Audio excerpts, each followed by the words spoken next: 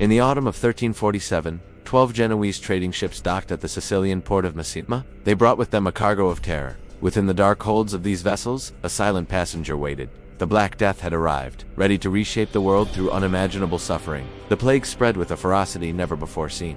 From the ports, it traveled along trade routes, creeping into the heart of medieval Europe. To the people of the 14th century, it seemed as though the apocalypse had come. No one was safe, from the highest lord to the lowest peasant. In the midst of the chaos appeared a haunting figure, the plague doctor. Clad in leather and masked like a bird, he was a harbinger of doom.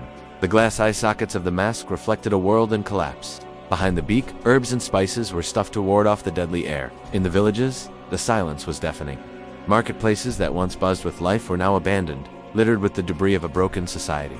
The despairing villager sat in the shadows, his spirit crushed by the loss of his family.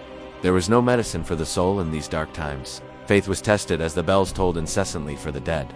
Every morning, the cry, "Bring out your dead," echoed through the narrow, filth-ridden alleys.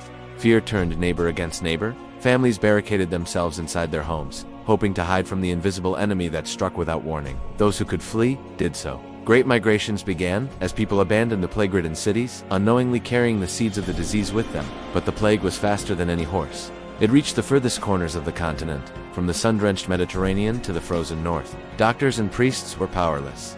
The knowledge of the era was no match for the biological storm that claimed millions of lives in just a few years. The social order crumbled. Fields went untended, crops rotted in the ground, and the very foundations of the feudal system began to crack under the weight. By the time the pandemic receded, nearly half of Europe's population had perished. The landscape was forever altered by the presence of mass graves. The trauma of the Black Death left a permanent scar on the human psyche. It was a period of absolute darkness, where light seemed to vanish entirely. Yet from the ashes of this catastrophe, a new world would eventually emerge.